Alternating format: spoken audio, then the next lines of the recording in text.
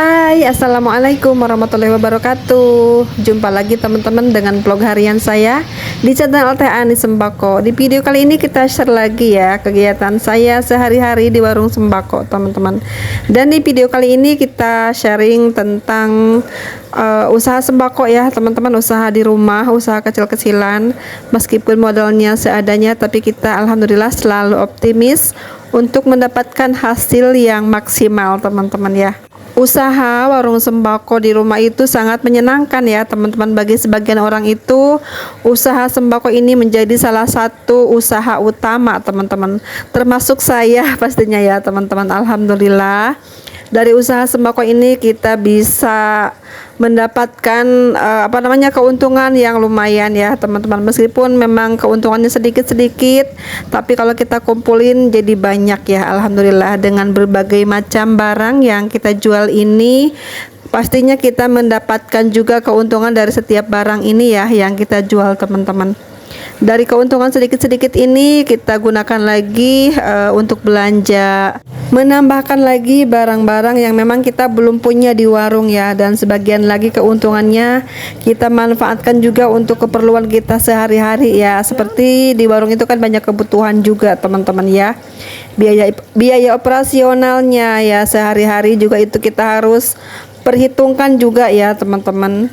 Usaha sembako ini menurut saya ini sangat menjanjikan banget ya teman-teman, usaha sembako, karena zaman sekarang itu usaha apapun ya harus mempunyai modal yang lumayan besar ya, apalagi kita jika menyewa tempat gitu teman-teman ya, ataupun menggunakan tempat yang lumayan besar. Misalnya kita harus menyewa dengan harga yang lumayan mahal ya, mungkin jutaan gitu ya, untuk kita bisa mendapatkan tempat yang strategis untuk jualan teman-teman ya. Namun kali ini kita manfaatkan saja tempat di rumah kita sendiri ya teman-teman. Jadi kita tidak usah mengeluarkan untuk biaya sewa tempatnya.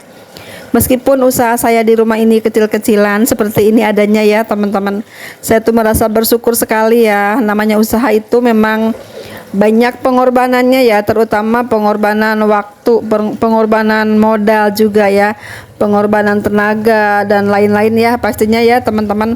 Kita tuh harus tahu ya bahwa jualan itu banyak sekali resikonya ya. Resikonya itu kita tuh banyak membuang waktu di rumah aja gitu teman-teman, tapi senang dong karena kita dapat penghasilan di rumah gitu ya. Meskipun kita di rumah aja tetap bisa berpenghasilan ya, tetap bisa produktif ya teman-teman, jadi ibu rumah tangga sekalian. Kita ngurus rumah tangga, memasak dan lain-lain, yang mungkin punya anak kecil bisa sambil ngomong anak gitu ya. Dan untuk usaha sembako ini di rumah tuh memang kita banyak kerjaan ya, kerjaan rumah tangga aja kita udah belibet banget, banyak kerjaan ibu rumah tangga ya, ditambah lagi dengan usaha sembako. Tapi itu alhamdulillah nilai plus untuk kita para emak-emak yang memang semangat mencari cuan ya. Meskipun di rumah aja tetap bisa berpenghasilan, meskipun keadaan warung kita itu masih kecil, masih mini modalnya ya, tapi insya Allah ya teman-teman, dengan ketekunan kita insya Allah menjadi besar nantinya ya. Dan itu juga harapan semua orang pastinya, jika warung sembakonya itu berkembang dengan baik ya, berpenghasilan dengan baik juga gitu teman-teman. Karena modal itu pasti mempengaruhi kepada penghasilan kita juga teman-teman, dan tergantung rezeki kita juga teman-teman. Meskipun modalnya besar, meskipun modalnya banyak, jika rezeki kita belum sampai gitu ya, nggak bakalan ketemu teman-teman. Jadi jalani saja usaha ini dengan senang hati, dengan banyak ikhtiar, banyak berdoa gitu teman-teman ya. Dan untuk usaha sembako ini secara kasarannya ya teman-teman, mohon maaf ini sebelumnya. Jadi ini menurut saya usaha sembako ini sangat menguntungkan banget untuk kita ya, apalagi para ibu rumah tangga teman-teman. Dan biasanya kita tuh mungkin kebutuhan sehari-hari biasa beli ke warung sebelah, misalnya ke pasar ataupun kemana gitu ya, yang biasanya kita belanja teman-teman. Namun berkat kita usaha di rumah, usaha sembako ini, kita tidak usah jauh-jauh lagi mencari kebutuhan kita sehari-hari ya. Contohnya saya tuh di rumah kadang-kadang lagi males jalan keluar ya, Misalnya saya lagi masak gitu, tiba-tiba minyak saya habis ataupun bumbu dapur saya habis, bumbu masak saya habis gitu. Jadi kita tidak usah jauh-jauh mencari barang tersebut ya, karena kita sudah jual juga di warung kita ya. Meskipun memang itu ada modalnya, harus kita perhitungkan juga, tapi kita kan sedikit terbantulah dengan adanya barang-barang tersebut ya. Jadi kita tuh masaknya lebih cepat gitu ya, tidak usah lari-larian dulu mencari bumbu dapur misalnya seperti itu. Usaha warung sembako rumahan itu bukan hanya membantu diri kita sendiri, juga membantu tetangga kita yang terdekat ya teman-teman. Mungkin ada yang mencari garam, mencari bumbu masak, mencari minyak, mencari gas gitu ya teman-teman. Jadi mereka tuh nggak usah jauh-jauh mencari kebutuhannya ya teman-teman. Dan dari barang-barang sembako ini ya yang membuat kita itu menjadi mungkin lebih banyak berpenghasilan jika memang warungnya rame gitu ya. Jika masih sepi ya semangat aja teman-teman ya. Seperti saya bilang tadi ya, hitung-hitung kita menyediakan untuk diri kita sendiri gitu ya kalau masih sepi ya. Tapi kita berharap selalu inginnya rame gitu ya teman-teman, usahanya gitu lancar, penjualan pun bagus dan kita mendapatkan keuntungan yang lumayan juga, dan barang-barang pun cepat berputar ya, kembali modal, kembali juga untungnya untuk kita, dan kita gunakan lagi untungnya untuk belanja lagi ke barang-barang yang memang kita selalu sediakan di warung kita.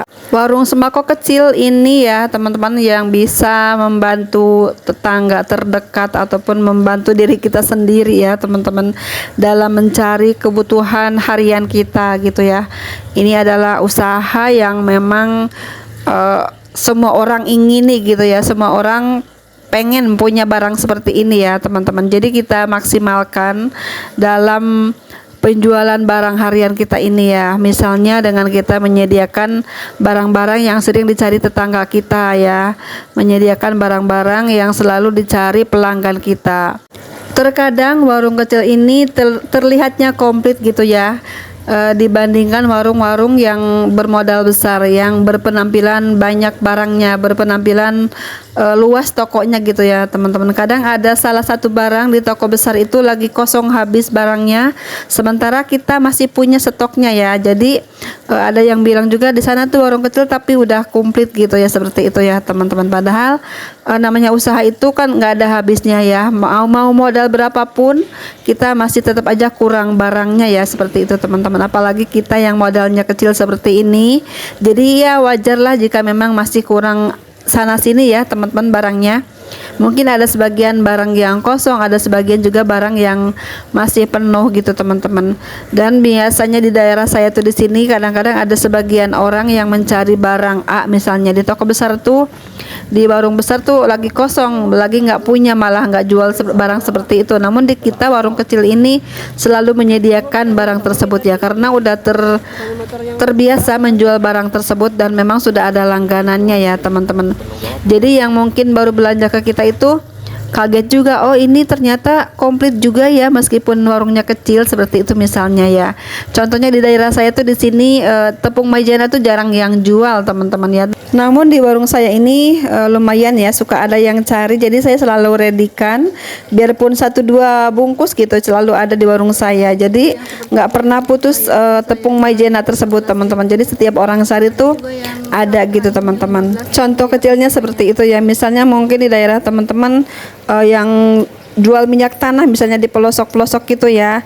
Sekarang kan jarang banget yang jual minyak tanah. Kita punya ciri khas tuh ada selalu minyak tanah gitu teman-teman. Itu juga salah satunya warung kecil itu menjadi terlihat komplit karena tersedianya barang-barang yang memang sangat langka dijual orang lain ya.